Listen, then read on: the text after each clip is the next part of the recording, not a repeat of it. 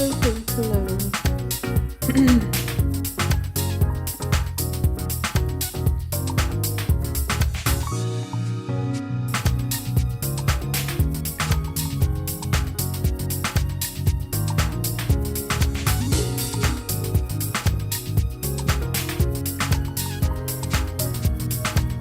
Lisa. Thanks for coming in. Welcome, everyone. Hi, friends on YouTube and the Gram and Twitch and Kick and all the things. Hello. I am Sophie of standwithsophie.com, here with your daily headlines from the future because I was fortunate enough to escape the United States. And so since I now live in the UK, I am 5 hours into America's future. So I thought I would share the news that might be important today. And I can do it without worrying about being disappeared. So, hi, Dale. Hi, user. Hi, Lolly. Thanks for coming in, everybody. Again, just sharing some headlines today. I don't know if I can get through this first one. I'm really going to try because, if you've been following me, you know that every day we start today in the Fourth Reich, marking just how long Adriana Smith has been held hostage bodily. You know, this woman was declared brain dead in February, and yet due to Georgia's forced birth laws, she was forced to be reanimated because she's dead, okay? She's brain dead. They have been using her body experimentally as a human fucking incubator for her then 9-week-old fetus. Not even a fetus, that's a zygote at that point. And so now the baby got to 26 weeks and they did have to go ahead and have him delivered by emergency C-section. So on day 120 of her being forced to be kept in a zombie-like state because she is dead, they finally let her go, or they're going to let her go. So the baby has been delivered. He is not healthy, but they do think that he will survive. He had hydrocephaly, water on his brain, fluid on his brain. So the family says goodbye. And I don't mean to be so upset about it, but this is just so horrible. Like, they really, really should have respected her wishes. The family has not only been stuck with the bill for a 120-day hospital stay for her, but now they're faced with this poor child who is now past the point of sentience. He's viable. He's been delivered. He's living. Hopefully, we hope he will survive. But he is definitely going to have mental challenges, learning disabilities, handicaps. Like, just the weight that they put on this poor baby for the rest of his life is staggering to me. And then the fact that he's 26 weeks, which is great. That's solidly a viable baby. But I know how hard that is going to be for everyone involved, because my daughter, this little girl right here, was born at 23 weeks. And I mean, I'm talking, when I saw her come out, I was like, there's no way. There's no way she's going to make it. Thank goodness she did. She's healthy. But I think a lot of the reason kids born at that super preemie stage make it is because they have their moms. A lot of times they do better with actual like breast milk from the mom and contact from the mom. And so it's really, it's really devastating to know that not only is this baby going to have so many challenges, is going to be in the hospital for a very long time. Again, if he survives this. But the fact that, like, he's feeling it. Once a baby reaches 24 weeks gestation, they reach the point of around that time, they reach the point of sentience, the capability to experience and feel pain. and sensation. And so I'm just heartbroken that this poor little baby's going to end up having Noah, no baby, I'm not gonna pull anybody up today on this issue. It's a little bit too raw. But thanks for coming on. Maybe tomorrow. Because it sounds like you're wanting to just talk about to talk because you're trying to learn English. You said, and that's just not the space we're in at this moment. I'm trying to share about this woman that we've been talking about every day for the past few months, and how they're finally able to say goodbye to her. Noah, do you know them, or what do you want to talk about in regards to Adriana Smith?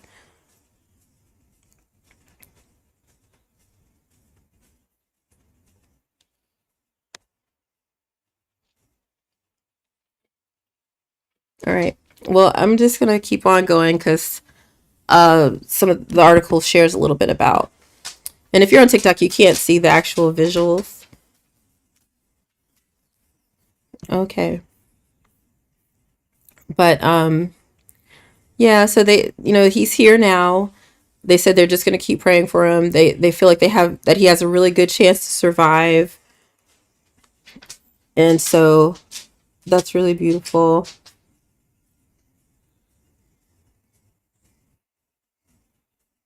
Let's see. Noah, just you could type whatever you wanted to say. That might be easier, especially if there's a language barrier.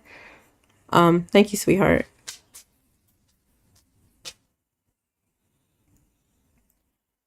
All right, look, I'm gonna bring Noah up because he has something to say.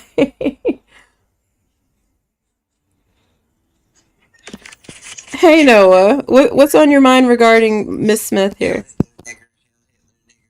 Oh, you're gonna get kicked, not me. That's something you should certainly be careful about.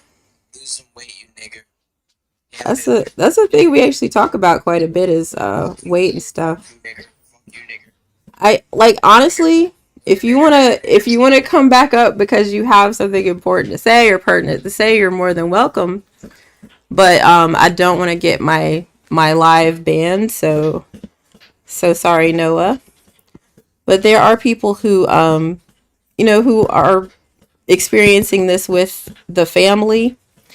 It's very unfortunate that she again had to be forced to be reanimated essentially to be a human incubator for this poor little baby who is now having to be forced to experience the pain of having extra fluid on his brain, of having again all these learning disabilities, and who knows what kind of physical and mental challenges that he's going to have. It's pretty terrible. So I absolutely want to just wish them the best. We'll try our best to keep up with the situation and try and give any updates on if they want to share his name or anything like that. But yeah, altogether, just a pretty horrible situation. But it's beautiful that there's a new young man in this world, and that's great. But again, we just wish it was under better circumstances. So this concludes, I guess, the saga of Adriana Smith. But I feel like it's just opening this door now for states like Georgia to continue this practice. All right, I have 3 dogs, and they like to make themselves known. Douglas! Douglas! Doug, come here and hush. La-di-da! Sorry about that. But anyway, Suzette is exactly echoing my sentiments. She said it's setting a precedence that is incredibly dangerous. And see, that's the thing. So they now know, wow, look, we're able to let even a brain dead body just be forced to be pumped full of hormones and medication and chemicals to forcibly, force it to continue a pregnancy until viability.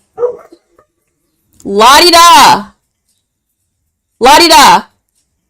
She only has one eye. So we named her Lottie Dot, like Lottie Dottie. We like to parties. Anyway, that's her story. Lottie, come here, boo. She's beautiful. She's like a Shar-Pei mix. She just walked up to our house one day, skinny, covered in mud and poop, and just a horrible situation. We're like, come on in, girl. That was like 10 years ago now. All of my dogs are rescues, and we didn't ask for any of them, but here they are. So, anyway, we can move on, I guess, just because again I'm here to share the news from the future. um, is that your subjective opinion, Karen? Who are you talking to? Mike, you might want to listen. You know, you have two ears and one mouth for a reason. So you can do a little bit more listening than you do talking, okay? So you might want to understand what's actually happening before commenting. Yeah, keep tapping, keep on commenting. That's just giving me free internet points. I really appreciate it.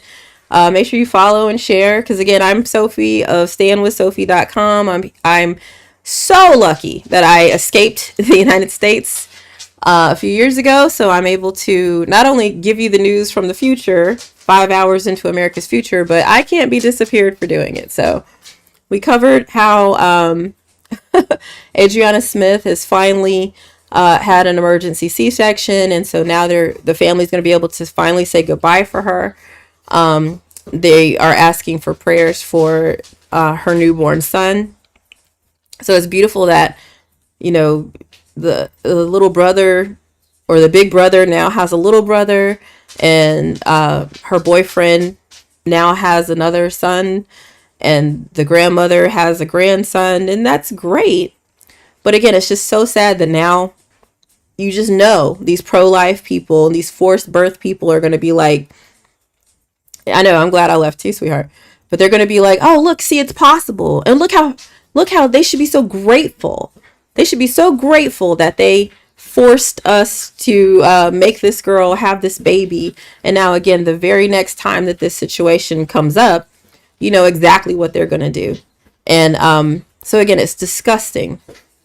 So nothing against the baby at all, but just the fact that these people were used as an experiment and as pawns in a much bigger story is horrifying and very telling. Once again, I always want to shout out Jessica Valenti with AB Smabsmortion every day. Go to abeveryday.com. Absolutely amazing content, talking about just the different laws and the different tactics that the forced birth folks try to do to take away women's rights, women's reproductive freedoms. I can't even say women, because a lot of times, there are situations with men who are faced with, SA, and now they have to consider what their options might be. So yeah, it just depends. Let's see. Welcome, Jeanette. All right, let's keep going with the news you can use. All the Russian bots in the comments. Like, I know you think you're hurting my feelings, but thank you. I appreciate all the engagement. You're just showing TikTok that this is a live that's worth watching. So keep it coming. I appreciate that. Make sure you're tapping. Make sure you're sharing. Make sure you're liking. And let's move on with some other news stories. Now, we've been following how it's day 120, and every day we've been following Adriana Smith's case. So we can kind of sadly put this one to rest. We'll, of course, follow up as we get information about the baby.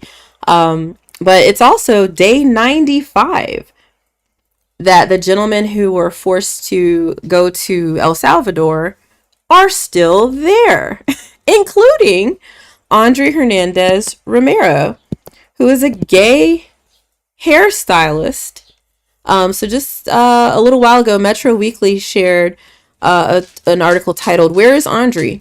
Democrats sound alarm on deported gay man." So it's good to see that these folks are still in the news. We got Kilmar Abrego Garcia home. Kind of. Even that's a whole weird situation. Yeah, I agree, Suzette. Suzette, I'm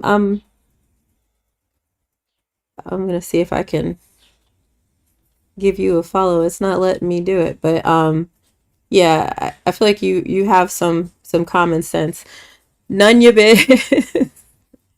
Hello again. I feel like I've seen you before.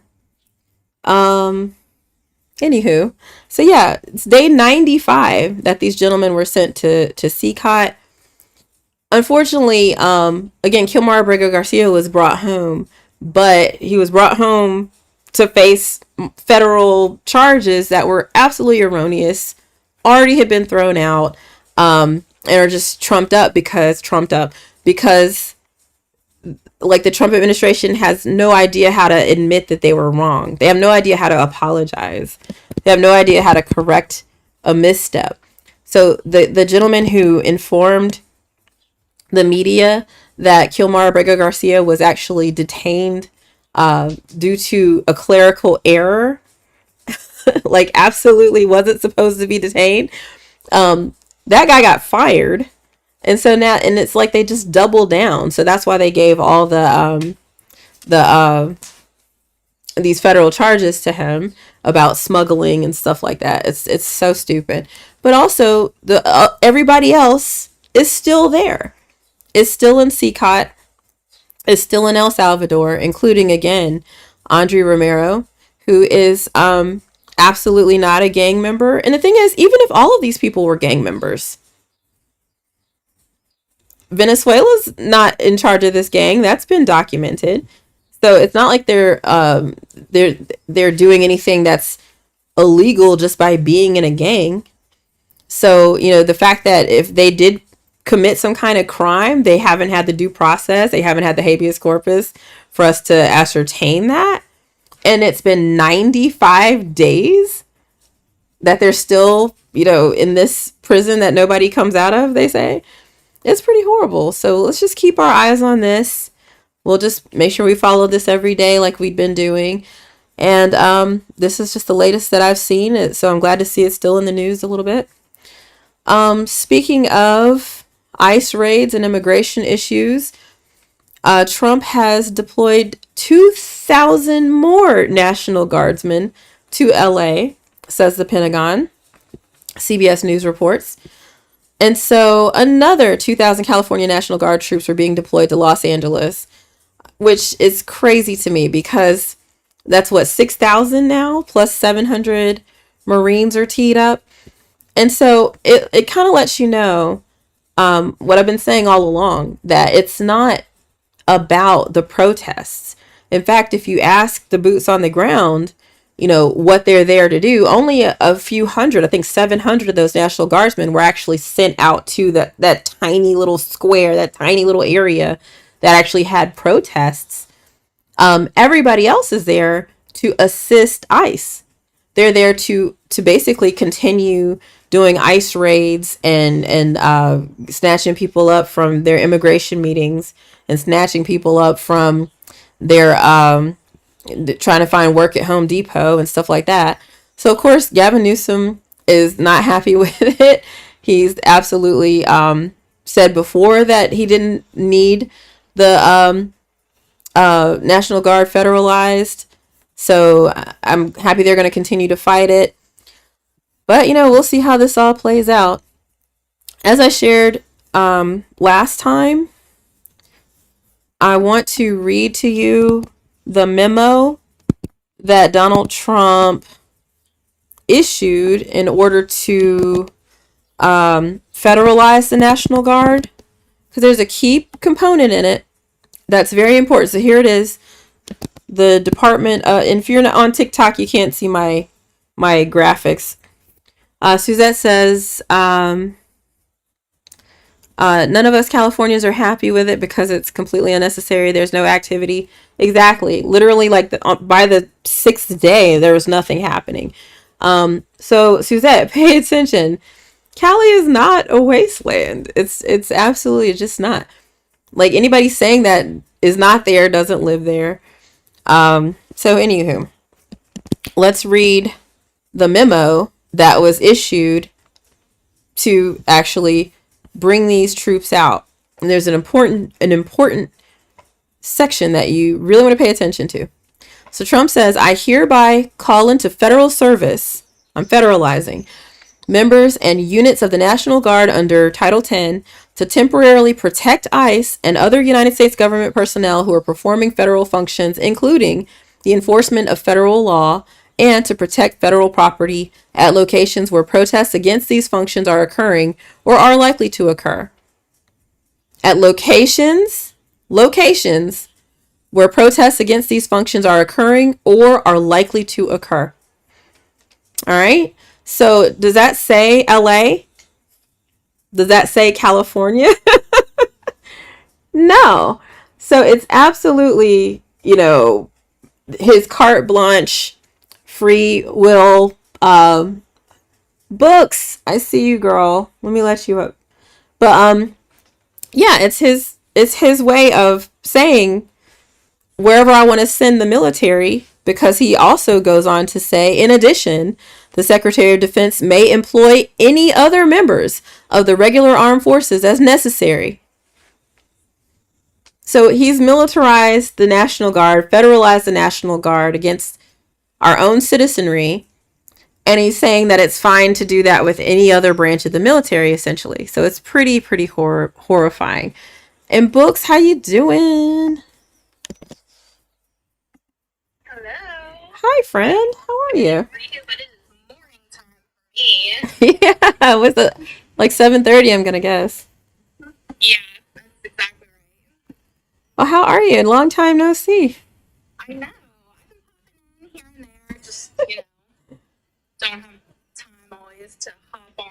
Well, I've been popping that's in here and okay. And there, I'm gonna just, switch this sound don't so have time always to hop everybody on on. YouTube and Twitch and whatnot can hear And I'm you. gonna switch this But sound yeah, so where do you live? Where are you from in America? everybody on YouTube Actually in and West Twitch and Virginia. whatnot can hear you. But yeah, where do you live? Where are you from in America? I'm actually in West Virginia. West Virginia. Yeah. Okay, I love West Virginia. I Definitely an interesting little microcosm of political and historical, I don't know, conservatism with a weird democratic conservative switch happening. But yeah, I mean, I'm stuck in a very, very conservative area. Oh gosh. Last time I was in West Virginia, I was there whitewater rafting. We did the Golly, I think it's called. Oh yeah, one of our best things. Yeah, that was awesome. I'll be honest with you. Me and my friend were the only black people. Trust me. So I don't know if you know this, but West Virginia is actually the least diverse state in the entire nation. Oh no, that sucks. Yeah. That sucks. Well, Yeah. how do you think that actually impacts? You think that's why it's more conservative, or I don't know. Sorry. You hear about Sorry, what was it? Well, you always hear about how a lack of diversity, or places that have a lack of diversity, tend to be lower on the educational scale and lower on the health of their population, and there's real world deficit to having less diversity. Do you feel that in West Virginia? Oh, for sure. It's really interesting if you kind of delve into the local history of West Virginia. I've kind of taken an interest in looking at the kind of historical political shifts and how they've affected the local economy. Because we have a very poor local economy. We're one of the worst in the nation. We're always fighting for the bottom between Alabama and Mississippi. God. Yeah.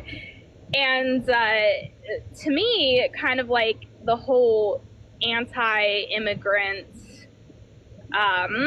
sentiment, it's happened in the past over several decades, just in different times throughout history in America. And but especially modern times, to me, since the 1980s, it's been connected to this conservative political populism movement. And I just think it's interesting how it ties so closely with the wage kind of stagnation, the wealth gap. It's really been this huge sentiment for the past 45 years, and this tool of rhetoric that the wealthy conservatives have been able to use to gain wealth, to be able to break unions. It contributed to what I think is a direct cause of the fall of unions. And ever since then, it's led to this, ever increasing wealth gap, the loss of small businesses, like anything that you can think of when you think of like the fall of the middle class Americans, and what they have been able to do to kind of pull the blue collar worker into this sentiment. Reason why you have low wages and you can't find a job is because of the immigrant. And we know, if you really delve into it, it's because of policies like corporate tax reductions and union busting that these have happened. Well, you're absolutely right, and it's hilarious. Hi, cute Jessie, hun. But it's hilarious to me that, like, you even see it in how they're addressing immigration reform now. So you had where they're saying, okay, we're gonna tackle LA, and then Trump said we're also gonna go after Chicago, we're gonna go after New York, we're gonna go after basically blue cities, big blue cities in big blue states, and gonna really try to fuck with them basically. And then I guess somebody told him, like, hey, look, the kinds of people you're attacking, people who work in the food with picking our food essentially, in the service industries, like, that's really hurting everybody. That's hurting us, especially in the red states and the places that actually voted for you. And so remember, he like put out something to say, oh no, I'm telling everybody to lay off on sorry. Thanks, cute Jessie. I don't know what that is. Oh, I see. Okay, you're like, okay, hi. But yeah, so he said, okay, we're not gonna go after the people who are in these service industries. We're not gonna go after people in hospitality. We're not gonna go after people, picking food and doing construction and stuff like that. And then literally like 24 hours later, he was like, he reversed that. What is it, like Taco? Trump. Yeah. Yes. So I guess he like chickened out on that too. And so then he had to say, no, yes, we're going to go after everybody. We're still going to go after people who are, picking our food and working in the farms and helping us keep our economy going. And it's so nonsensical. It's just so nonsensical. And then you have that against the fact that, that's kind of been the name of the game with the billionaire class, with the wealthy class, I guess, this whole time, is to say, oh, you're unhappy with your working situation. It's because these, people over here are taking your jobs. And it's like, when the eye of Sauron gets pointed at these poor folks who are literally just trying to live their life and survive, essentially, especially from some of these countries that are insane, it's like you aren't watching, the guy behind the curtain, the man behind the curtain. So it's like the real people you should be going after are the company owners, are the business owners, are the people who are sending the jobs away or hiring very low wage workers, or, setting the price at whatever for the product or good, or who are lobbying against a minimum wage, or who are, the people who are actually in power, it's like you don't even see them anymore once your eyes are focused on the lowly immigrant as the reason for all of your, ails. And so I agree with you 1,000%. I hate to see that, you have to reside in a state that espouses those same sentiments, but yeah, it's pretty frustrating because to me, it's thinking right. that, my grandparents came here as immigrants. Well, I think my great grandparents came here as immigrants, and their children. Good job on the gift worked. Swanaman. I'm sorry. Go ahead, Books. You're good. Their children, we came here working in the coal mines as immigrants. My great grandmother didn't speak any English, and we have this, very this very common history of immigrants coming to the state of West Virginia to work in the coal mines, getting promised a better life by working in these horrendous conditions. Horrendous. And taken advantage of because many of them didn't speak English. Yeah, like company towns where they literally owned everything, including the food that you ate because they paid you in company money, and they were able to control everything that you bought because you weren't actually paid in real money. And it's like, my grandparents didn't fight so hard during the civil rights period for union creation, for workers' rights, workers' safety, and come here to give their children a better life just for you 2 generations later to suck up to some billionaire coal mining owner who wants to poison our water and continue on with just taking advantage of an entire state's population. And it's so frustrating. Like, my grandparents would be rolling over in their graves right now to see what is happening to the state. Yeah, I mean, it's the whole country, like it's pretty abysmal. And honestly, I see some of the Trumpers in here and all that, and it's to give Trump something. It's hard to give him anything, but to give him something. If he never got into office, America was pretty shitty. It was pretty bad anyway. I mean, like, this whole sentiment of, again, like the wealthy class pointing the blame at, low wage workers, unskilled workers, migrant workers, whatever. That's not anything new. That didn't just start in 2016, the whole idea of DEI and of union busting, of every single measure that has been fought for and scratched for to try and change the sentiment, to try to fix economic mobility, to fix these disparities. It's like literally, pulling teeth to get any little semblance of just, people at the top, whether it's politically, power on the power front, financially, to actually gaze down at the lowly masses and give us a fucking crumb, And so this didn't start with Trump. It didn't start with Trump. And so, I'll give him that.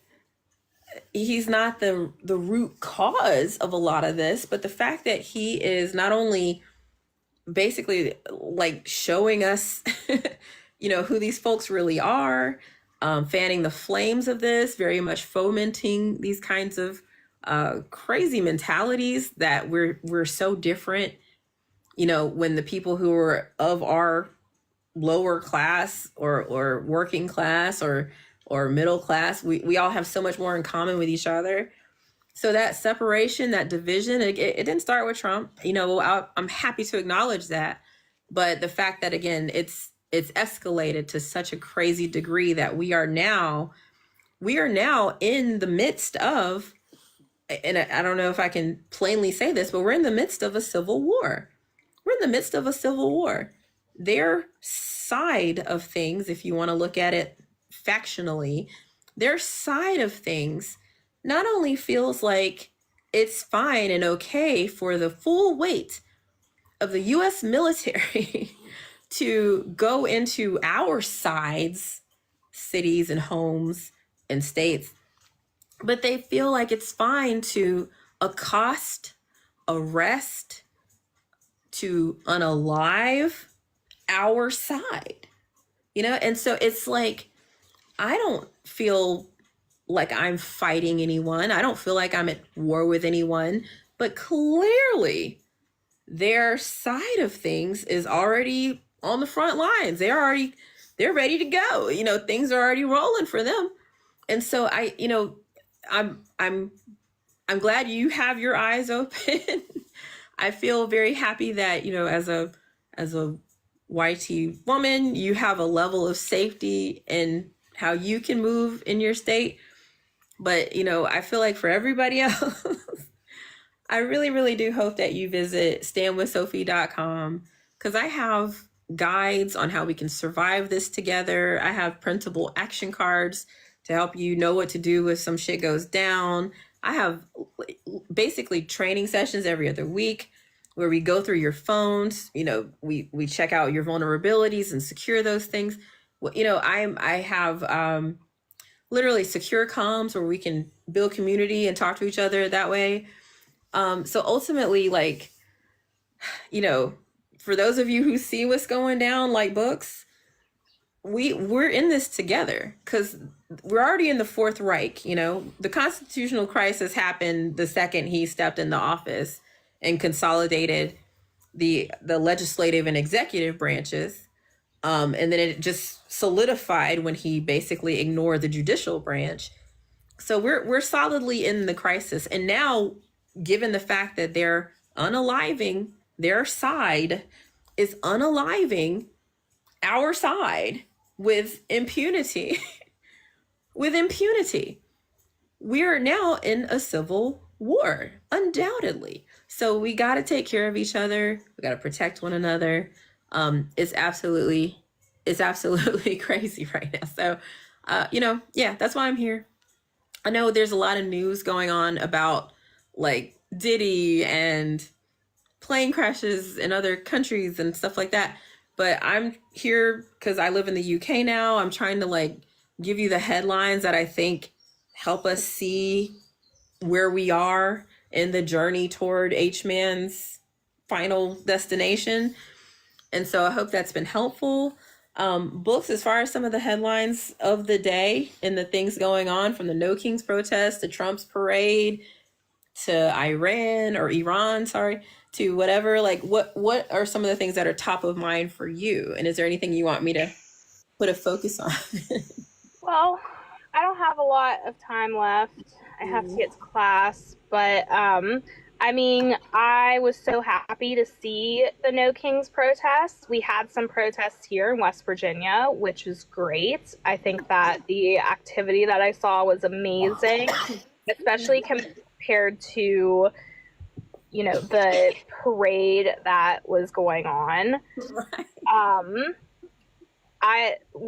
For me, just because this just happened, on a local level, we had some pretty devastating floods that hit my area this weekend.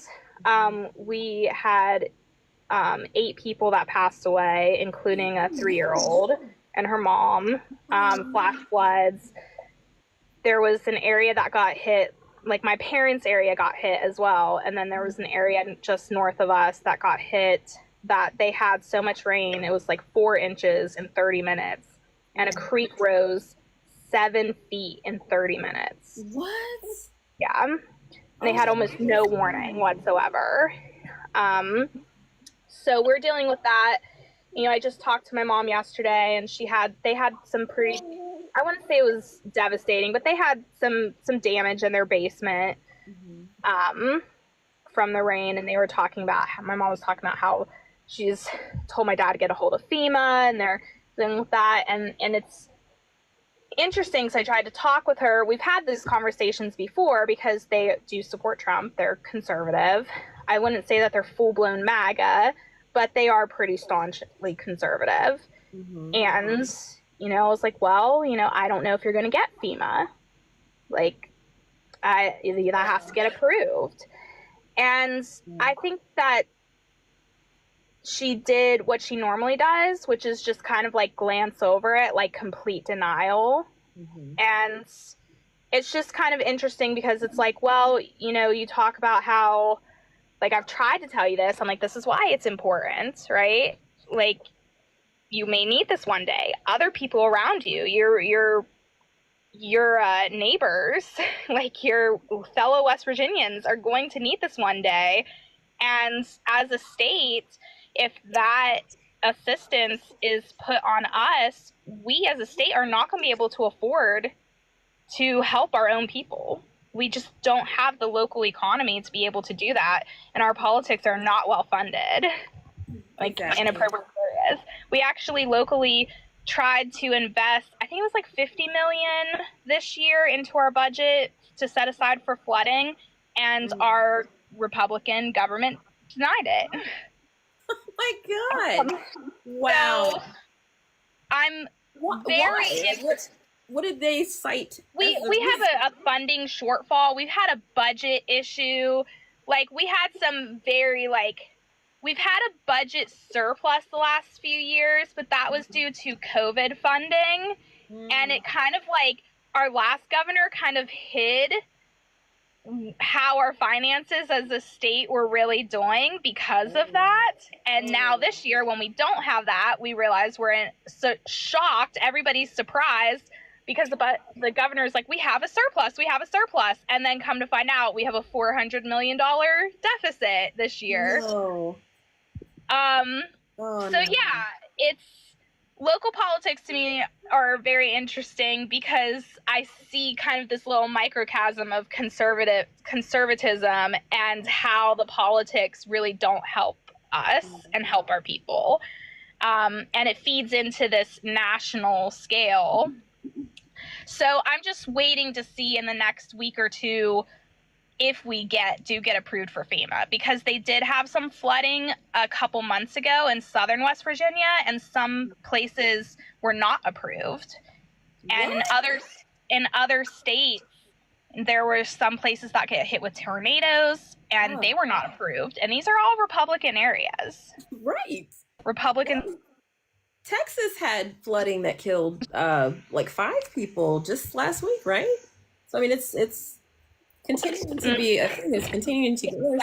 Yeah. And we covered last week how Trump said that after this hurricane season, there will be no more FEMA. He said because he wants to give it back to the states. And so then he said basically what's going to happen is the states will be responsible, but if there does need to be a federal response, I think it's going to be similar. Like he doesn't know. This is a concept of a plan, but we do know FEMA is going to be gone. We know that. But what happens after that? He's just spitballing some things. Don't have a problem with things getting overhauled. My issue is that everything with this administration is they just want to shut it down with no plan for a replacement. No, absolutely. And Suzette had a really good comment. She said that's exactly the whole point of this. This is federal. She's talking about the National Guard. That was the whole point. She's right. C said, my grandfather knew Trump on a personal level. He isn't smart. He's not. And he can't read. He cannot fucking read, y'all. He is functionally illiterate. Like literally bragging about not reading and stuff. It's insane. But anyway, I do have to jump off because I have to run a class. But thank you for letting me up this morning. Hey, anytime. Thanks so much for coming. Always love listening to you. Oh, and likewise, darling. Thanks, Bugs. Have a good day. Yeah, and Simon says the states can't begin to pay for storms. Absolutely right. Absolutely right. Hi. I'll pop you down. So basically, we're going to be in a situation where he said something. Thank you so much. Yeah, see, follow each other. I have some amazing people that come on. DEEDB Wright, WRIGHT. She's incredible. The wireless woman, all day I will shout her out. She is a saint, an angel on earth. We are so lucky to be in this woman's presence. She talks all about like decentering men. Polly Murray, if you see her, come on, follow him. Of course, follow C. He is a woke white man, I guess. I don't know what to say, but he knows his shit. He's a student of history, and I really really appreciate every time he pops on. I'm hoping to meet up with him soon because he's taking a trip to the UK. So we'll see how that goes. Maybe we can do something together. We'll see. I'm actually really excited about that because I need to know what it's going to be like to get back into America.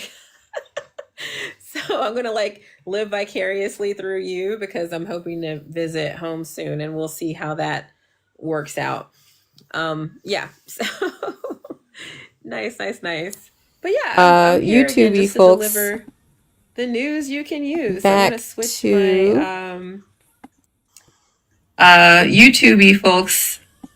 no, I'll keep it there. All right. Back to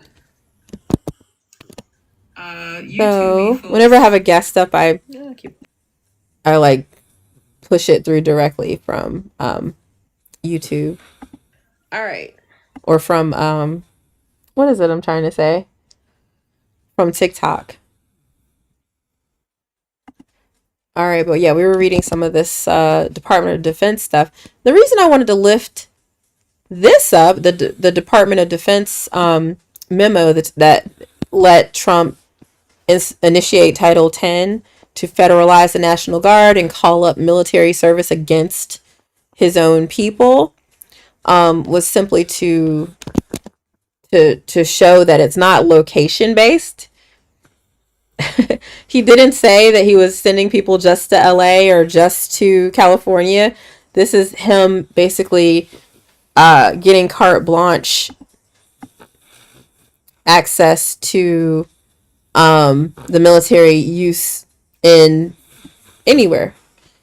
And so, and I'm sorry, I'm just trying to fix my junk because that's hard to see. Alrighty. Basically, like I get comments on Twitch and stuff, and then they pop up over my face, and that's just not super important right now. Okay. Sorry. Hi Twitch. Hi cute Jesse. So anyway, let's move on with some of the news that you can use. Because again, I'm Sophie of standwithsophie.com. I live in the UK, so I can't be disappeared for sharing what's actually happening in America. And so we talked a lot about some of the headlines we had so far. Just to move on, we stopped with the deployment of 2,000 more National Guardsmen in LA or to LA. And just a final thought, though, on what Books was lifting up about how her parents' house is flooded. 8 people have been unalived from the floods in West Virginia, she said. And they're having to beg for FEMA support now. And we covered last week how Trump is disbanding FEMA at the end of this hurricane season, which is wild. And then doesn't have a single concept for doesn't even have a concept for a plan for how he's going to operate that whole situation moving forward, especially as climate change rears its head more and gets only worse and worse and worse. So he said, I want emergency services to go back to the states.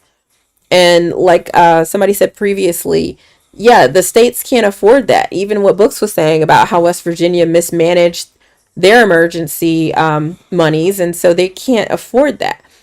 And so he was saying something like, yeah, and if they need federal monies, we'll consolidate some departments, or we'll have it come from some agency. like Department of Homeland Security or something. Like, he doesn't have a single fucking clue as to what he's actually going to do. It's crazy. So, good luck, America. Good luck. I don't even know what to say. I do know what to say. Go to standwithsophie.com.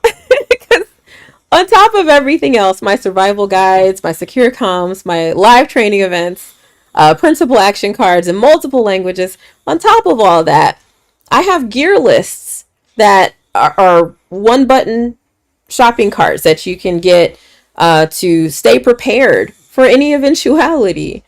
And so basically, if you, stay at home mom, it certainly is a job, but I don't claim that to be my job. My job is standwithsophie.com. That's absolutely what I'm doing. That's all I do. And so I hope that you'll visit it, because again, you can get gear to help you to you can help you to navigate or mitigate situations where if the power goes out, the internet goes out, you're faced with having to find water. Oh, I'm like really maxing out my mic, y'all. I'm sorry. Yeah. The fuck was that? Like a fly in here or something.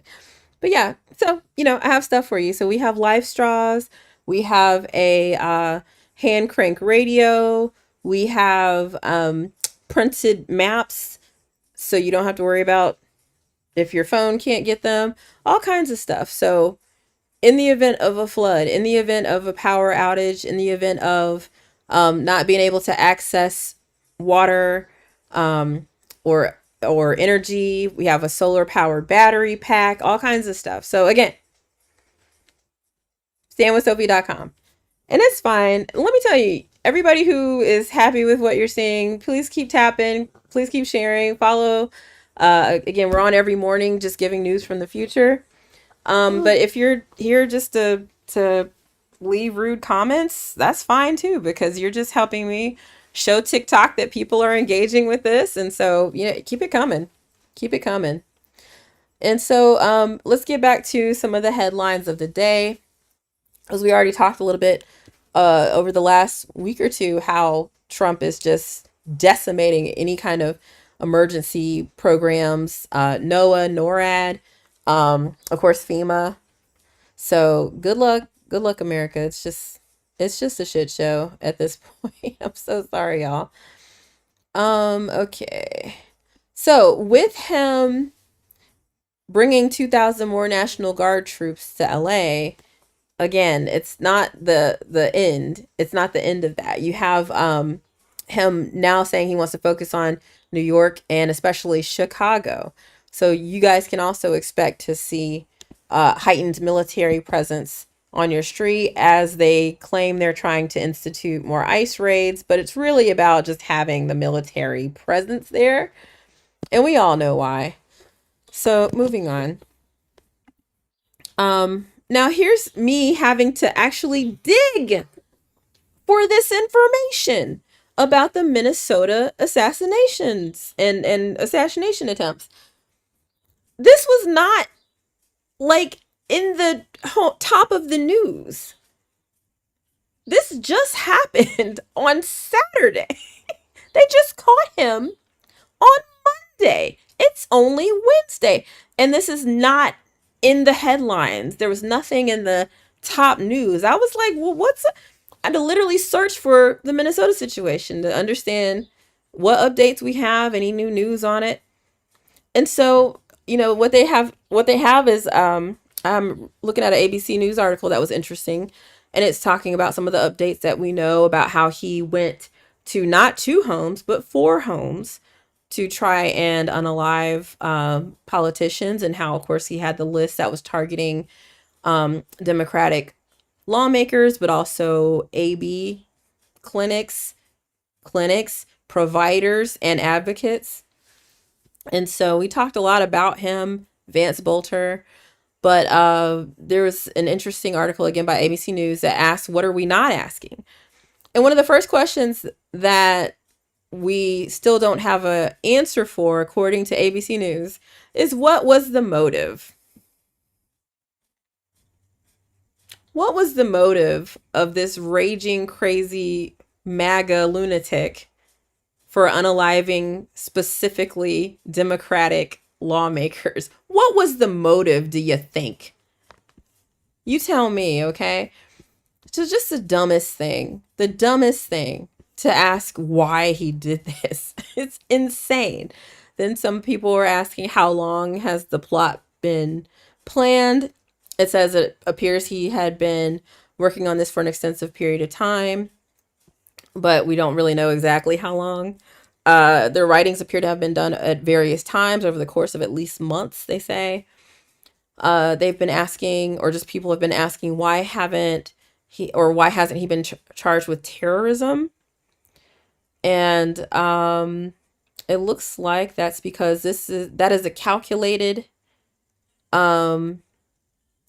it's defined as an offense that is calculated to influence or affect the conduct of government by intimidation or coercion, or to retaliate against government conduct. So they brought the charges that they thought were appropriate right now. Again, this is just nonsensical. But they did say that it's not being ruled out. But they can't comment on other charges that may be brought. So they might actually charge him with what he actually did, which is terrorism. Did he have help? They don't think that he did at this time. Where did he allegedly get his weapons? It says he just bought them. He bought them. He just purchased them. This crazy man, just bought them. All right. So that's an update on the Minnesota situation, which I had to dig for.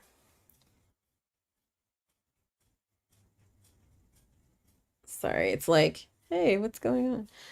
All right. So in more news, hospitals are stunned by Senate GOP's Medicaid plan. It says Republicans want to curtail taxes.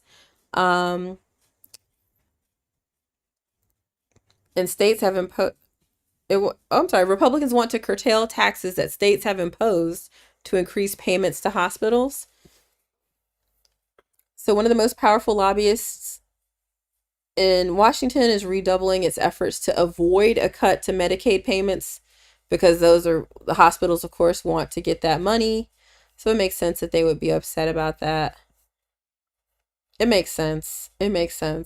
So yeah, I mean, we'll see how the big beautiful bill gets pared down or changed or altered. I doubt it will be by much. I'm telling y'all, it's gonna pass the Senate. It already passed the House.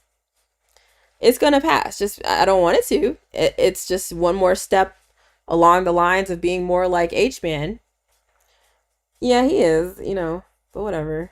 Thanks for the comments, Johnny, because again, you're helping me out so much. If you guys want to keep helping, make sure you're tapping, sharing, following, doing all the free stuff. If you have a penny or two and you want to join my team, you're more than welcome to send me a heart me.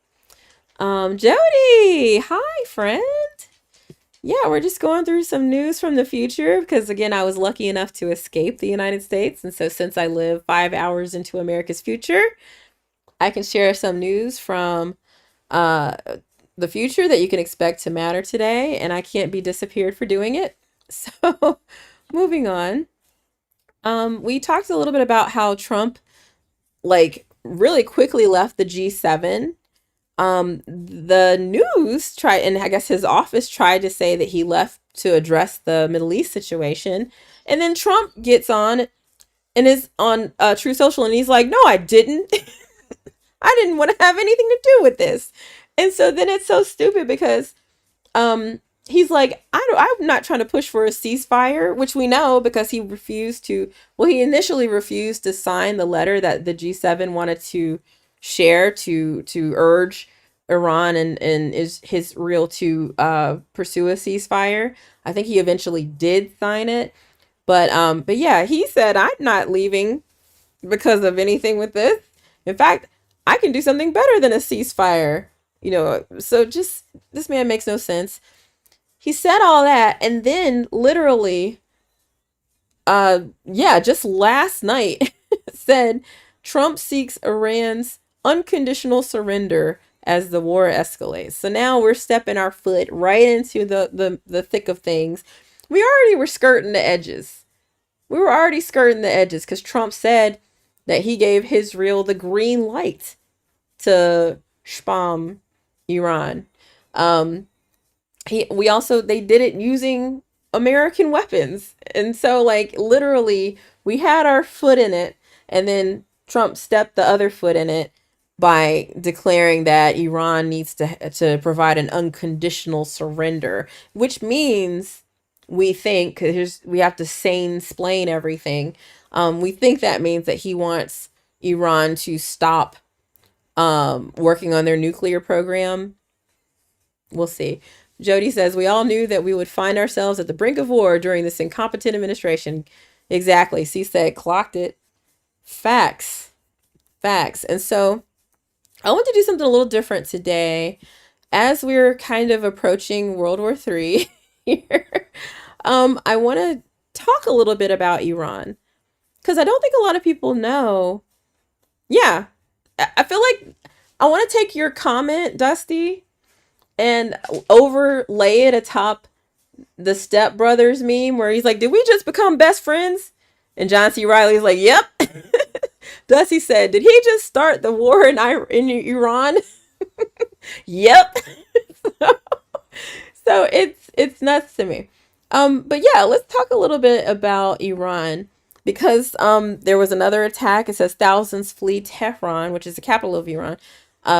Source says that Trump's options include joining Israel in strikes. All right, and that's Reuters reporting this.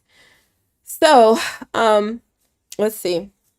I want to just give some context.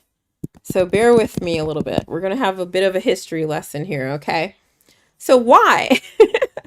Why is there a whole issue between Israel, US, Iran? Where did all this start from? Where did all this happen? It started in 1908. So let's go back to 1908, at the start of the 20th century, when oil was discovered in Iran by the British-owned company called Anglo-Persian Oil Company, who later became, can anybody guess what the Anglo-Persian Oil Company later became? Anyone? Dusty says, why did Obama not want Iran to make nuclear weapons as well? Oh, exactly. We'll get into that. BP, everybody. Good job, C. Good job, D. Martin. So yes, when oil was discovered in Iran in 1908, BP, British Petroleum, which started as the Anglo-Persian Oil Company, said, okay, thanks. Yoink. Mine. Ours. Mine. So from 1914 to 1951, like almost 40 years, Britain profits immensely from Iranian oil while they leave Iran in poverty, in absolute abject poverty. They paid almost no taxes, and they withheld information on just how much they were making from a whole other country's fucking oil. So Iran becomes like almost like a British semi-colony economically, and they're very politically manipulated as well.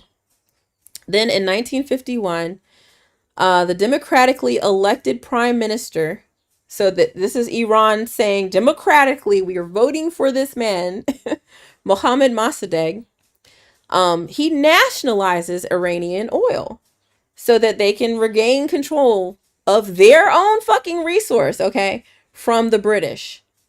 So then in 1953, it only took 2 years of them saying, nah, we need our goods. We're gangsters, y'all. We're gangsters. The CIA and Operation Ajax and British MI6 together orchestrated a coup to remove Mossadegh. And they reinstated the authoritarian Shah Mohammad Reza Pahlavi. The Shah becomes a pro-Western dictator with U.S. backing and leads to a decades, of repression and resentment.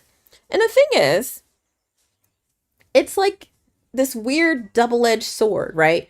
Because the Shah did some really good things, and especially if you're American, you're very patriotic, and you're very oh gosh, let's see.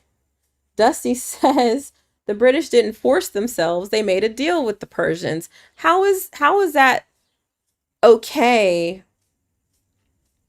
that you made a deal if you're reneging on that deal? Like, I think that makes it even worse. Like, if you're promising to share in revenues, if you're promising to pay taxes and to use your resources, perhaps your derricks, perhaps your distribution resources to help them extract this natural resource, understandably, you could make a deal in that instance. But then how is that the British honoring the deal? Exactly. They were exploited. She says they exploited them. So that's not a deal, that's a trick. And that's what the Western world does. We've talked so much on this program and on my page and on my posts and in our YT History Month stuff about how many times YT folks have given some kind of deal to the people of the Caribbean, to the people of Africa, to the people of India, to the people of Bangladesh, to the people of Japan, to the people of China. How many deals we gave in Jamestown? How many deals we gave to the American Indians? How many deals we've given to Brazil, to Cuba, to Haiti, to literally anywhere that we've absolutely reneged on. So don't come at me with, oh, they agreed to this. They didn't agree to be 1,000% exploited. So fix your face. So just moving on, they Operation Ajax and the MI6, the British and the Americans got together to reinstate the Shah. And again, he was very pro-Western. So you have this period of time, and I'm going to show you, if you're on YouTube and stuff, you can see this. You have this period of time in Iran that was very akin to America. It was very akin to like Western civilization. So here's some photos. Oh, sorry. You okay? But here's some photos of life in Iran. Here is the Shah with his first wife, Queen Fausia. And look how beautiful she is. She looks like a Hollywood damsel. Here's the main square in Tehran. I really want you to see the women. Look at that, like modern cars and vehicles alongside some horses and buggies. That's interesting. Here's some women. I don't see a hijab the first. And that's the thing that happened. The Shah said, no, we don't want any religious symbolism. We don't want any hijabis. We don't want any, I don't want to see people praying. I don't want to see any of that. We're going to be more like the West. And so if you're very pro-America, you would think, oh, that's great, isn't it? That's good that we're westernizing and democratizing, even though you just overturned the democratically elected person. But still, I digress. You should be happy to have seen how progressive these people were. Look at these women in dresses. Their hair is not covered. Education, especially for women and girls, was very important, very, very championed. See, if you're on YouTube or Twitch, Kick, Rumble, Instagram, you're seeing these lovely ladies in regular looking 1970s outfits. All right. And so, just to show you, like, this is what it looked like at the time. So again, on the one hand, you have where they were very modernized. They were very, maybe religiously repressed, but as far as being able to get an education, to live freely as a woman. Marriage laws and things were a little bit more equal, I would say. So, yeah, there you go. There you have it. So let's see. And I don't think anybody was seeing any of that. Oh my gosh. My There you go. Let me run it back real quick just so you guys can see. I'm just gonna scroll up a bit so you can see what I was trying to show you. This is them. They're encouraged to receive an education, go to school, wearing dresses, wearing makeup, no hijabis, nothing covering their hair or their face. So yeah, it's a whole different time, a whole different day. Sorry about that, YouTube. All right. So that's where we are now. We're in the um nationaliz after the nationalization, and they did the coup in 1953. So for again a couple of decades, the Shah was reigning. And let's see. I feel like I'm missing some comment. Dusty, I think you just need to listen to people a little bit more. I don't know. Yeah, I mean, Dusty, thanks for your comments. I hope you guys keep tapping, keep sharing, keep following, keep commenting. It just helps with engagement, so I appreciate it. But let's move on. So again, the Shah is very pro-Western dictator, but he is a dictator, y'all. So there's a lot of sentiment because if you're Islamic and you want to express your religion, he wasn't having that. So in 1979, this is when the Iranian Revolution occurred. And for those of you who don't know what that was, this is when Iranians who were really disenfranchised with how the Shah had been forcing people to repress their religions, and they had a lot of resentment about that.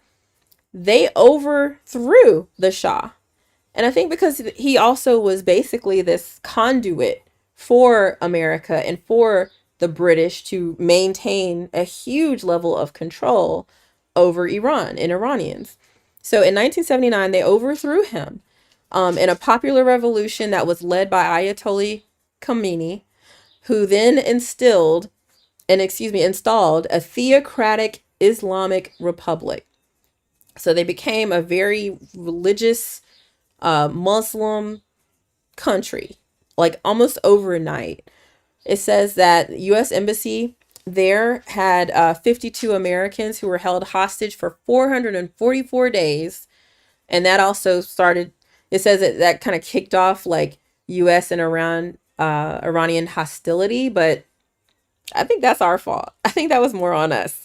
I think we started the hostilities well before they held hostages. And then it says Iran becomes virulently anti-Western and anti-Israel. And they branded America the Great Satan and Israel Little Satan. So yeah, they were like, get out. We're going to do our thing. But that's when you start to see that also that double-edged sword of the theocracy taking away women's rights, making it where little girls can't go to school or get an education, and now they have to be covered, and the theocratic state just took over and changed the direction of the country. There were so many scientific advancements, and it just threw them back into the Stone Ages, but that's where they wanted to go because they weren't able to practice their religion freely under the Shah. So, and also just the control of the U.S. and the British, they didn't like that. So, I mean, I get it on both sides. But the fact that we want to paint Iran as the bad guys for taking control back of their own country is bullshit. So, anyway, moving on. In the 1980s, the U.S. backs Saddam Hussein's Iraq war with Iran.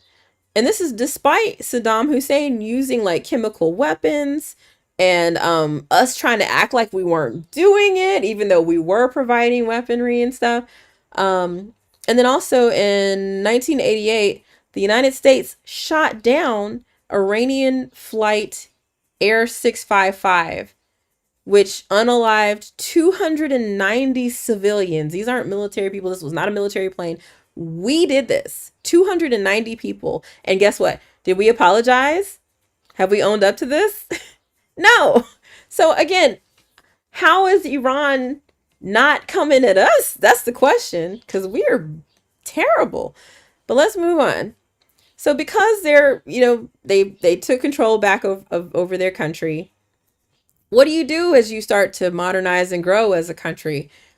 You start to try to look into more ways to get clean energy, more ways to protect yourself, build your military. So of course they're going to be interested in developing a nuclear program, which they do. So in the 1990s, Iran begins developing nuclear technology. They say it's for energy, and I'm sure that it is, but also that stokes the fear in the Western world, US and Israel, that they're doing it to create nuclear weapons. And so because of that fear, which is crazy because on the Daily Show just yesterday, Jon Stewart was showing these clips of Netanyahu saying, "Oh, they're so close. They're weeks away from finalizing their nuclear plan or their nuclear program." And he would be like, "Yeah, but this was in 2012." And then it'd be like, "Oh yeah, see, here's the plans that they're drawing up for their nuclear weapon. They're only a week away from fully enriching their uranium. We got to strike now." But that was in 2018. So Israel has just constantly and consistently been saying that yes, C said we never had an issue with their nuclear program because honestly, like, it's like saying what's good for the goose isn't good for the gander. Like, we can have a nuclear program. What's good for me is not good for thee, so it's bullshit. It's total bullshit. So anyway, they sanction the shit out of them. They sabotage their efforts at every fucking turn. And then Israel assassinates their nuclear scientists, like literally goes out and murders these people. It's nuts. So this is just the 99s to the 2000s, and now we're in early 2000s, in 2009 and 2015. And so in 2009, Iran brutally cracks down on any sort of pro-democracy protests. It's called their Green Movement. And then in 2015, Obama, all praise be to, he signs the JCPOA, which is the very first fucking olive branch ever given to poor Iran. So this is an Iran nuclear deal with not only Iran, but also 6 other world powers. So in it, Iran agrees to limit its nuclear program in exchange for lifted sanctions. And then, of course, Israel strongly opposes it, and they claim that it's going to be bad for long term. But fuck them. And it didn't last long anyway, because, of course, Trump comes in. So in 2018, Trump withdraws us from the nuclear deal and reimposes even harsher sanctions on Iran. For what? For what? It's insane. Just because he didn't want anything that Obama did to stay or be maintained. We see how he attacks the ACA. So it's just absolute bullshit. Right. He doesn't want nothing from Obama. So then in 2020, the U.S. assassinates... Oh, goodness. I'm still getting over my scuzz. Sorry. In 2020, the U.S. assassinates General Qasem Soleimani. And that's one of Iran's top military leaders. We did that. Trump did that. Yeah, Trump did that. So, it's crazy. Iran retaliates by bombing U.S. bases in Iraq and accelerates their nuclear enrichment program. And then, of course, that just the relationships just deteriorate so badly. It's horrible. Hey, Hot Cuppa. And now we're moving to modern day. Biden tried his best to revive the nuclear deal, but of course that didn't work out. And the whole time, Israel's just needling them and doing cyber attacks and covert operations against their facilities because they suck. And then in 2023 and 2025, of course, October 7th happened, which ostensibly started the war on Gaza. But I mean, y'all, I feel like we need to take notes. We need to see what's happening, because not only can we look at history and see how we had a hi hot cuppa. You can call me Sophia. That's my government name. It's fine. But yeah, we see how they had to attack Pearl Harbor to get us into the war, World War II.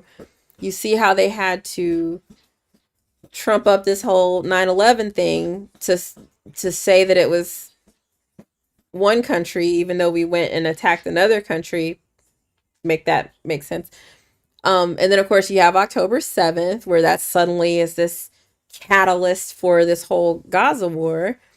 So my friends, like we are talking about how the Civil War has begun. We're in the Civil War officially. They've shots fired from their side already. But I mean, again, standwithsophie.com. Let's stay ready so we don't have to get ready, because I just feel it in my heart. I feel it from my mind showing me the patterns of history. We got to be careful, because whether they do it, it's intended to start something else, or somebody's retaliatory against us. I don't know what the reason, or we don't know what the motive is going to be. We don't know the motive. But something is going to happen. Something is going to happen, and we just have to be prepared. Hot Cuppa says, I'm feeling like a big T attack may happen on U.S. soil to get U.S. in another war. Precisely what I'm saying. Precisely what I'm saying. We just have to keep our eyes open, be careful. If you can get out, get the fuck out. Get out if you can get out. It is absolutely bonkers to me what's going on and what's happening. And so, like, I know I was saying even earlier, days and days ago, when Alex Padilla was arrested for asking a question of the head of the Homeland Security or whatever, or I don't know what the fuck, whatever, that girl, Christy Nome, is that who it is? I don't know, but he was arrested. Excuse me. And I was like, okay, that's great, but nothing's gonna happen. Nothing's gonna happen. And then of course we had just recently Mark something, the mayoral candidate in New York. He was thrown into a wall. Lioness, hi. Good morning. Good morning. Yeah, so I'm just saying, like, there's all these situations that occurred that should have had Democrats like up in arms, like literally storming the House floor, the Senate floor, the halls of Congress, wrecking shit, saying, yo, hey, yo, what the fuck is going on? But we get none of that.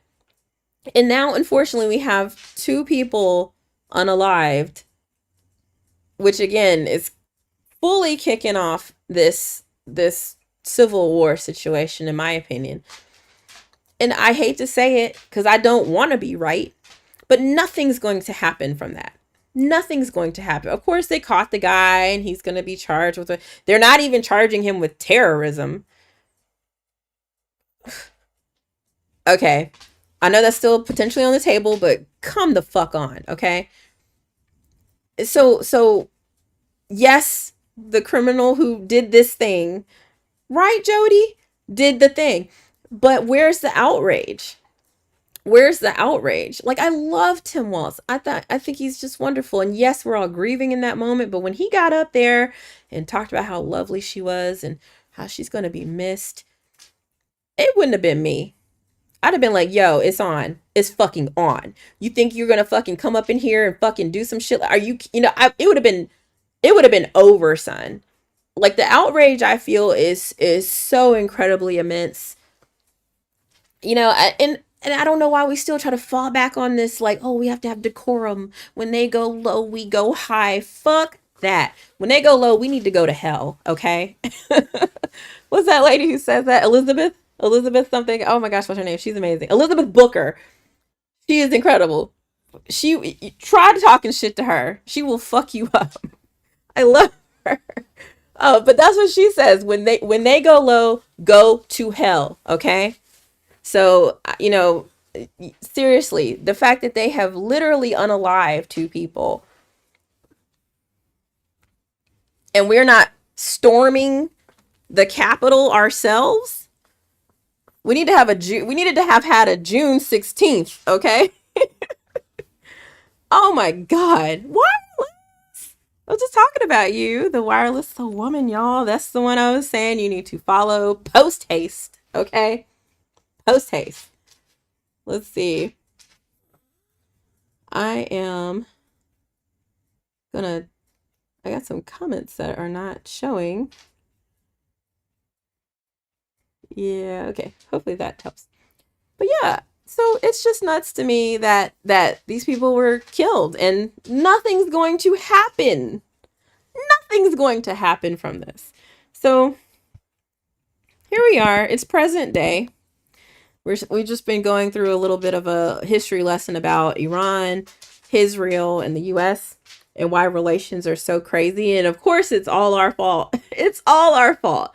Even the sorry,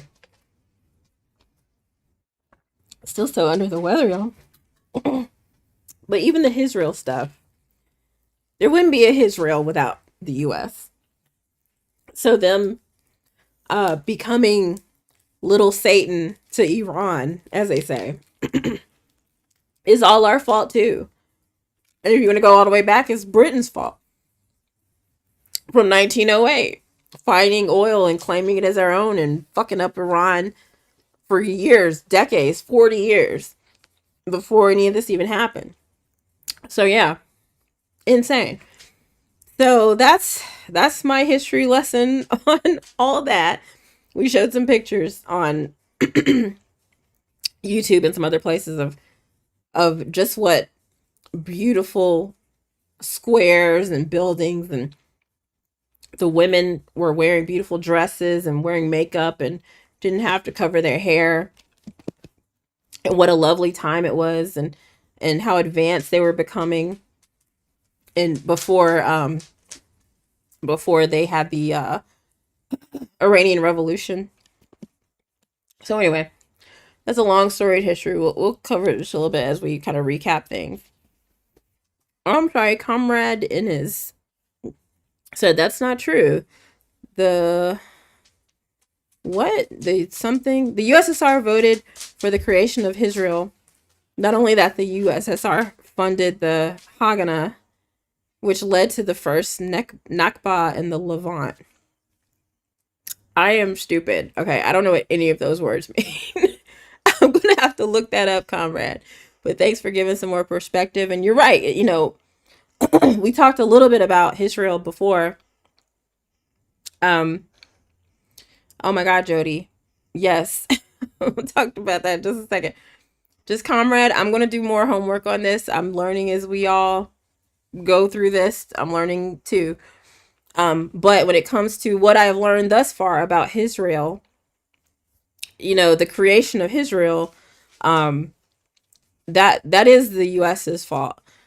We didn't want to take any of the J people from the H-man's situation. We didn't want to take them. So that really precipitated them having to make a decision about where they wanted to go. Now the concept of Israel, that's not true either, but yes it is, sweetheart. The whole concept of Israel started well before H-man even came onto the scene, but they weren't sure where it could have been in Argentina. It could have been in Africa, but they settled on Palestine because they kind of were forced to once the whole Holocaust situation started going down. But that's a story for another day, and that's one we've already talked about quite a bit. But I will continue to educate myself on the history. But I want to answer Jody's question. Oh my God, yeah, Hot Cuppa said, and all the I'm mad at my history teachers for whitewashing everything. Oh my God, yes, because they make you think that you know, Iran are the bad guys in this. We're the baddies. We're the baddies, okay? And then he says, and all the pro-America propaganda framing us as the hero. Exactly. It's bullshit. And then Jody says, oh, thank you for the heart me wireless. You are my heart, darling. I just love you so much. Y'all make sure you follow. As we always are. Yes, we're the baddies. Jody said, how do you see the Supreme Court's culpability in all this? I mean, man, y'all. I see you, comrade. I'm gonna check you in a second. Um, but yeah, the Supreme Court, we literally had a whole thing on this yesterday because they're only 2 weeks away from the end of term, and they have about 20 emergency actions that they have to address on their docket called the shadow docket, and that includes things like the trans issues with puberty blockers and stuff like that. That includes the birthright citizenship case. So the Supreme Court is not only has it been commandeered when Trump and Mitch McConnell forced in the three conservative judges that they wanted. You know, of course, that made a big impact and a big effect. But even today, the fact that they are having to face all these emergency actions, which is when the president or the administration forces through a case that they want the Supreme Court to address. Again, it's been what, 6 months, if that Trump's been in office, and we have like 19, 20 cases that they're having to do. So it's like a gish gallop of the Supreme Court on top of, you know, already putting in the toadies that they wanted, on top of already having people like what's the black guy on the Supreme Court who's got a white wife named Jenny? I can remember her name, but not his name. What is his fucking name? Anyway, that guy, he was always there. He's a piece of shit. Oh my God.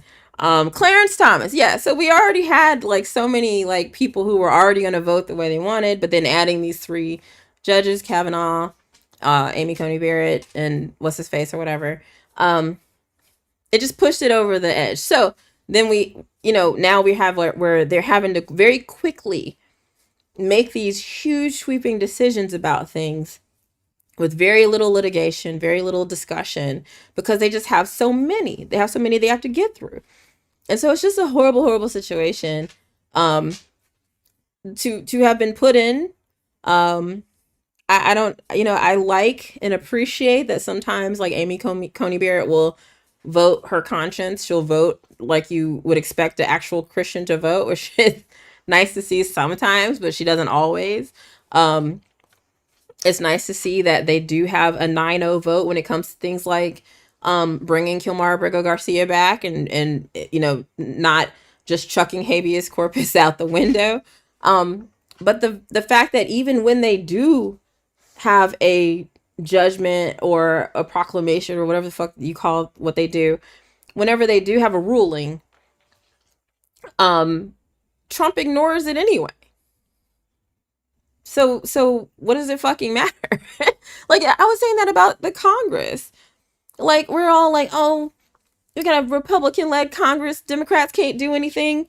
Republicans can't do anything. Because, I mean, they're not even brought into the mix unless it's absolutely necessary, like with the big, beautiful bill or whatever. But he hasn't relied on Congress. Has he passed a single bill? Has he passed a single bill since he's been in office? I know have we had any actual legislation from the legislative fucking branch? I don't know. I just don't think we have. Have we? I don't know, baby. I'm about to look that up, but all we have is executive orders, proclamations, and memos. That's literally it. So, I really don't know. AM Sola said I have a serious top knot. Thank you. That's my man bun. Good morning from Michigan. Hi, Adam. So yeah, Jody said they've been hiding since inauguration. Kinda. It was nice to see the latest one who was brought in. Thanks for joining my fan club, D. Oh, I was just talking about you too. Hi, friend. Good morning. Absolutely follow these ladies, please. D, C, Books was on earlier. Jody, the wireless woman, of course, always these people have content of their own that is stellar and extraordinary. If Polly comes in later, follow her. But yeah, these are good people to have on your team. So anyway, the whole, situation with the courts is nuts. So we'll have to see how it goes over the next couple of weeks if they actually get to some of the cases that are going to be so sweeping. We'll have to see how it goes. The Take It Down Act is the only one that's passed, I think. Oh, I think the Laken Riley Act. Don't get me started on her. Jesus. Right. Don't get me started on Laken Riley. But yeah, the Laken Riley Act is the only other act I can think that passed through Congress. So yeah, he's not even using Congress. And of course, now he's not even giving a shit about what the judicial branch says, even the highest court, the Supreme Court. So that's why I'm saying we're in the Fourth Reich. Officially, we're absolutely following lockstep in H-Man's footsteps. So, again, go to standwithsophie.com. I have secure comms. We have community features. We do live trainings. I have a survival guide that you can get for free just for coming on the site. Literally, please, please, please. We got to get offline because TikTok's not going to let us say everything we need to say. Do you hear how much I can't even say his real? Okay. I've had a whole thing banned just for literally trying to read the fucking news about some, Smolection stuff that happened. So just standwithsophie.com. We can really talk. I play Roblox with my 6-year-old and they have so many things you can't say. They'll hashtag it out so you can't see it. So I feel like TikTok's like Robloxing us all the time where we can't say anything. D says that means war is next. We already talked about that a lot. We literally just went through the whole reason why Iran is such a hot target for these people. Him and Tulsi are fighting in a sandbox. Yeah. And again, people are unaliving our side, if you will, and it won't even matter. Again, I had to dig to get an update on the news. When you go to your news apps or programs, or I use Apple News and I use CNN. I have a few resources. I look at Brian Tyler Cohen and Luke Beasley for some, more independent media. I'm on fucking Rumble. I'm on True Social. I'm on Gab, which I can't even get in the UK. I have to use my VPN for. So anyway, I'm getting my news from everywhere. So I can see even how, conservatives and Republicans somehow do some just crazy mental gymnastics to make this all seem okay. It's absolutely insane. Dee says she looks at the BBC and then France 24. Absolutely. So yeah, make sure you have varied news sources, or just come on in the mornings and I'll be sharing news from all different kind of places. Did I see the Tucker interview with Ted Cruz? No. Tell me more. I'll certainly take a look. The last kind of right-wing influencer that I was looking at was Tim Pool, because he was the one that was pulled into the DC Washington press corps, and literally his first question, because they were like, oh, we're gonna have new independent voices and stuff. His first question was to the whole room full of media was, everybody in here seems to hate you guys. How do you deal with, them spreading misinformation and lies? I was like, what the fuck? So it's just very telling. So anyway, Tim Pool, he's a piece of shit. But yeah, people seem to like him. Even though he was paid by Russia to just do his show. It's telling, right? When you're doing a show so bad and so shittily that Russia says, I'm going to give you all millions of dollars, not to say what we want you to say, not to add in an ad from this company, not to change anything you're doing, just to keep doing exactly what you're doing, because you existing as you are helping us with our propaganda so much. This man literally said Ukraine is who started the war. He literally said that Ukraine needs to apologize to Russia. It's insane to me. So Yeah, that's the last person I was kind of like, uh, I guess looking at. I was looking at Charlie Kirk a little bit, um, Steven Crowder. You know, so I go into the deep for you guys, just so you don't have to. Okay. So, yeah, but I'll check out that interview. Ted Cruz is a piece of shit too. What's his real name? It's not Ted. It's like it's like Esposito or something. Like he's got a very Spanish name, and he's talking about he's Ted. We need to call him his real name. I have to find that, but I don't give a shit about him that much. Anywho, let's go ahead. Oh, and isn't that funny that this really conservative person who's so anti-trans, you know, he can have a dead name, but trans people can't. You know, he can change how he wants to be called, but trans people can't. Like, what the fuck, man? Make it make sense.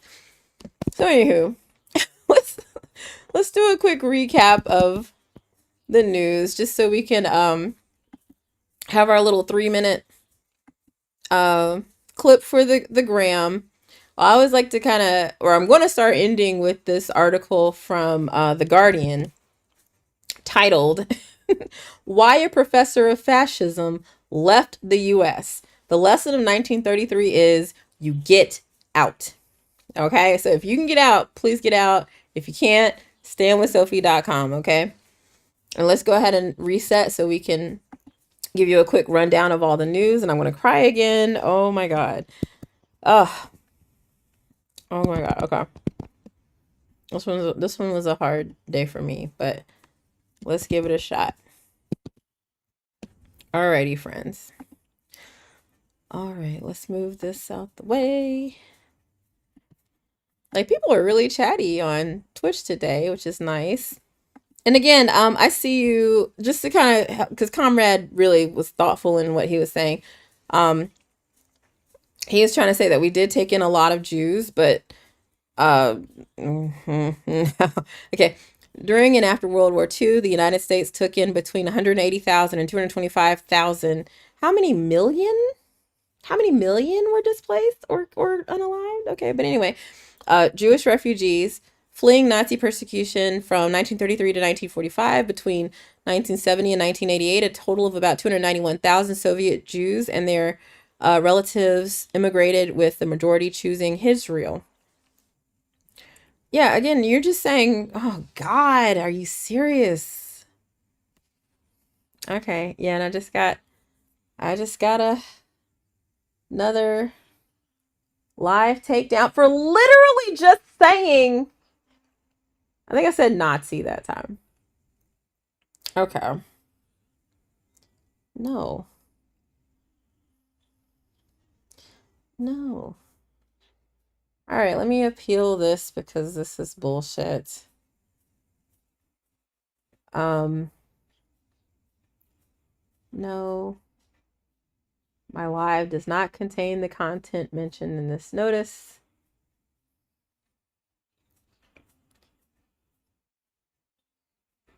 And sorry, you get to see my wings here.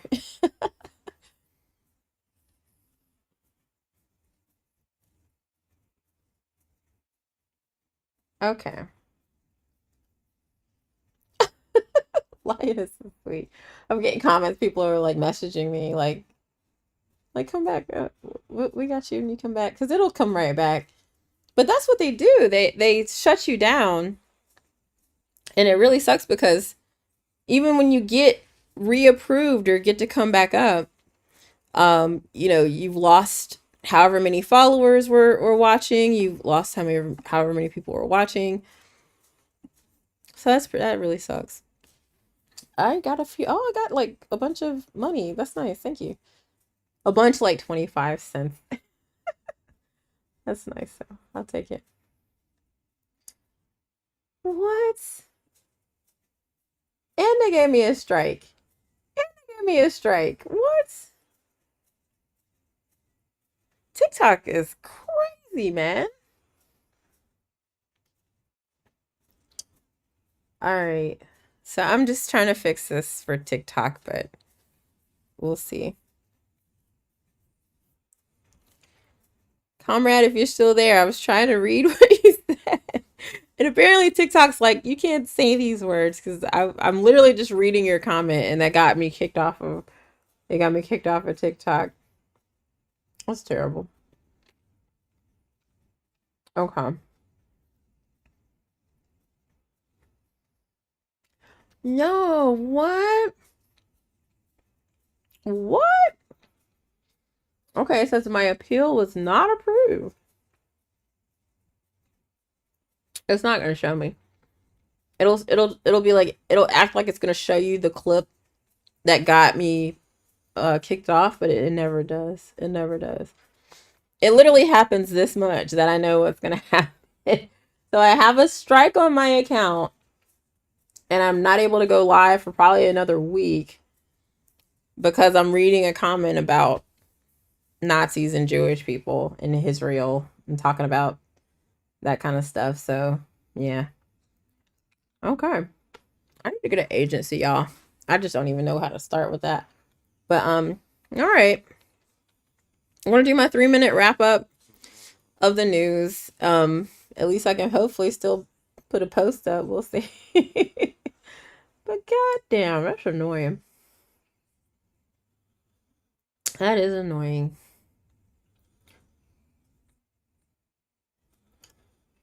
All right. So, and we were going for a while without any issues, so that's kind of surprising. Let me tell her that people like waiting for me to come back on.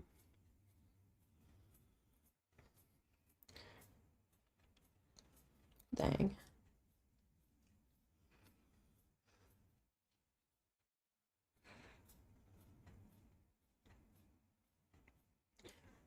Dang, dang, dang. All right. You know, a lot of times too, they'll I don't know why they put me in front of so many MAGA people, but they'll, report me for some reason. I have no idea.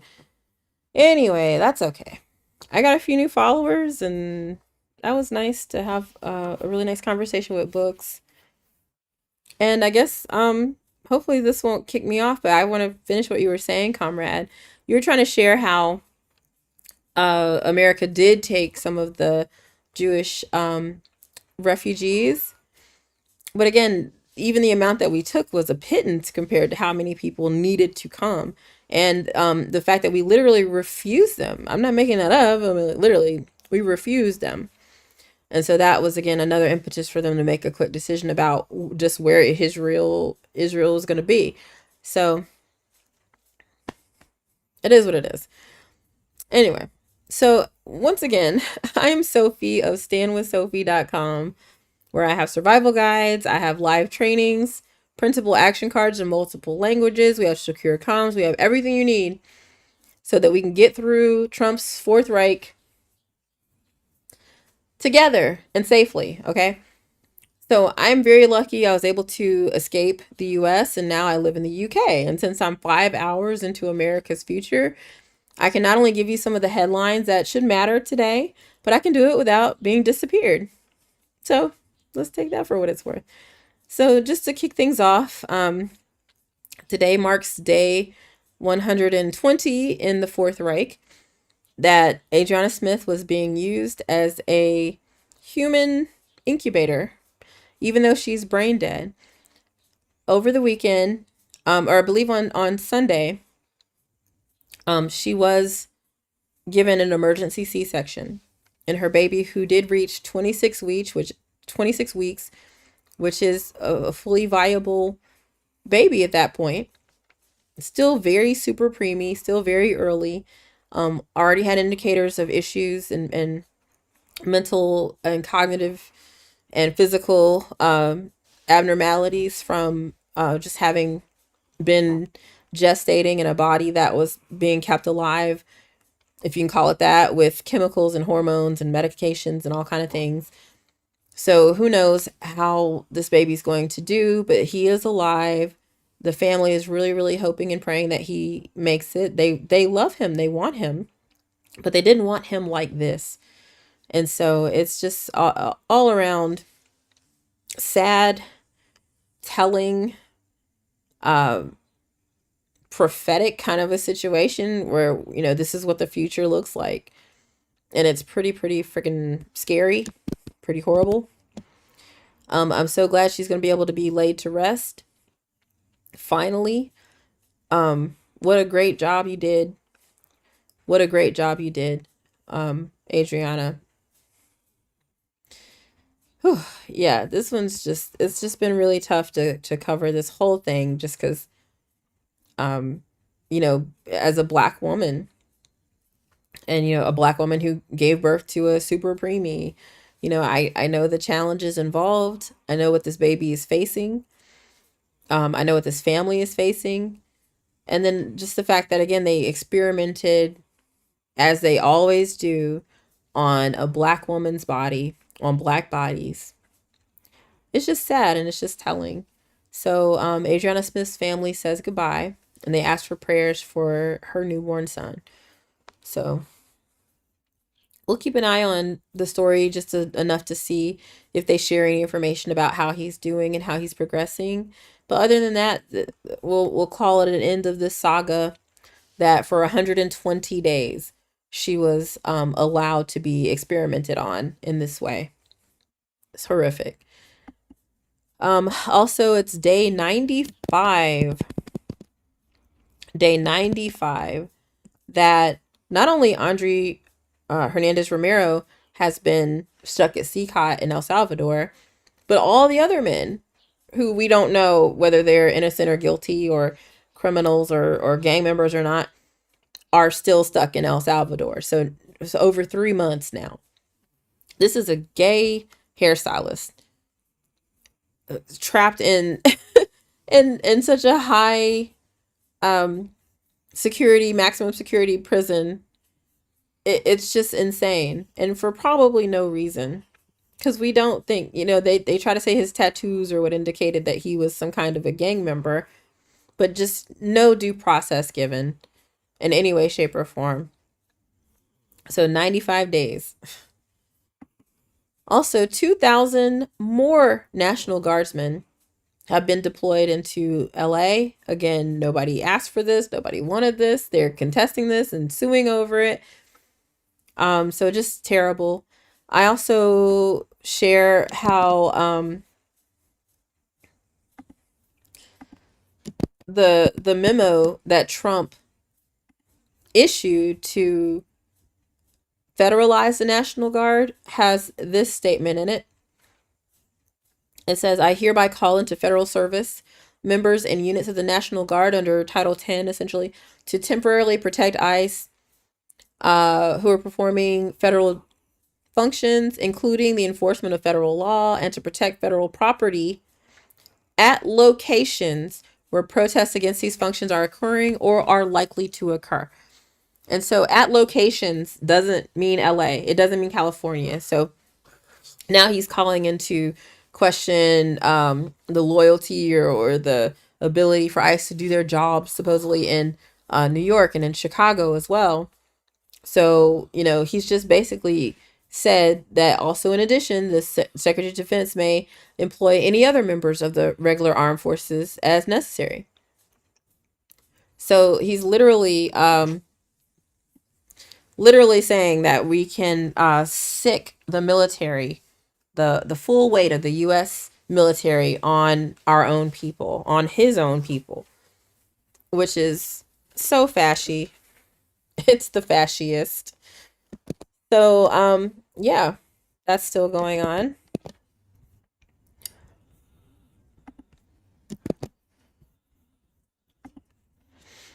Again, and I had to look for this story. I had to look for an update on the Minnesota assassinations and assassination attempt.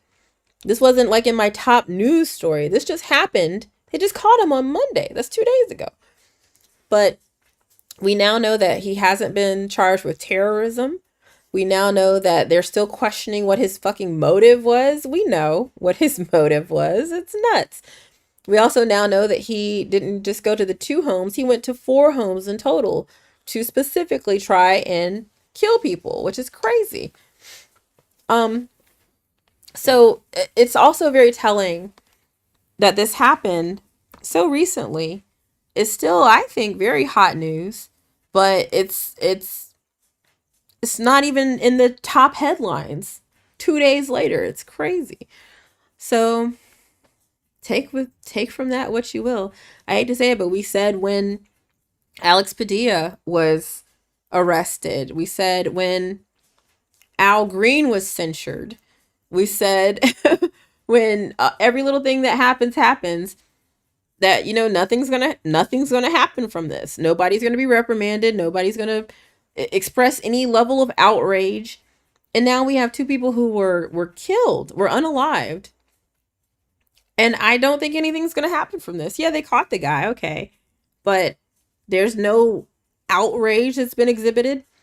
Nobody's going through the halls of Congress wrecking shop.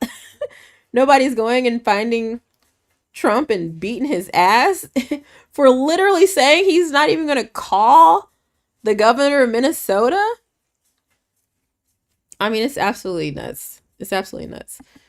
Moving on. Hospitals are stunned by Senate GOP's Medicaid plan, which basically is going to cut them out from being the recipients of any state taxes. So Republicans want to curtail taxes that states have imposed to increase payments to hospitals. I mean, it is what it is. Hospital people with all these healthcare people with all this money. We know who you voted for, so why are you mad?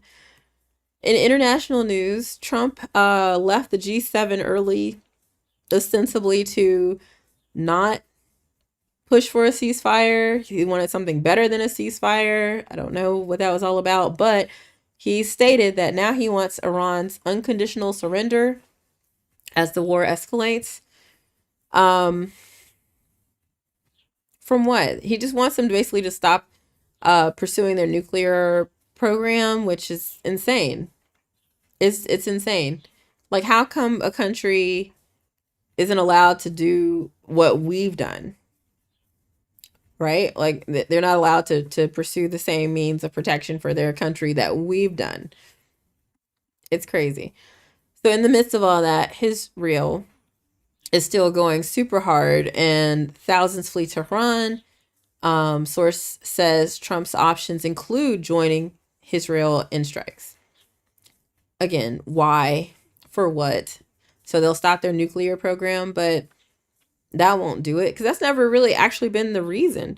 There have been videos of Netanyahu saying, as far back as 2012 and 2016 and 2018, how close Israel thinks Iran is to fulfilling their nuclear program and enriching their uranium and all these other things and developing a missile and a warhead and whatever.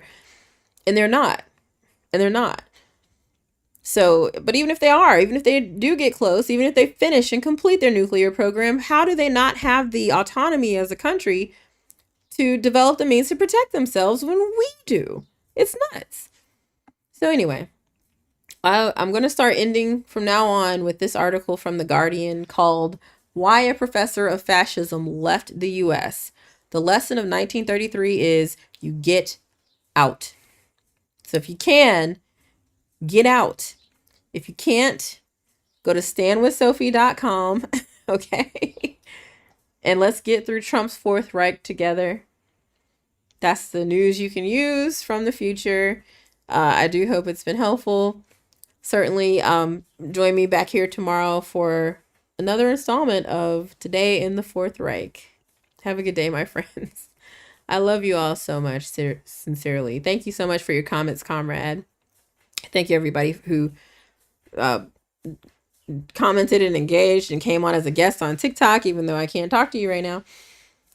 If you've been commenting on YouTube or anywhere else, I'm so sorry. I've been neglecting you.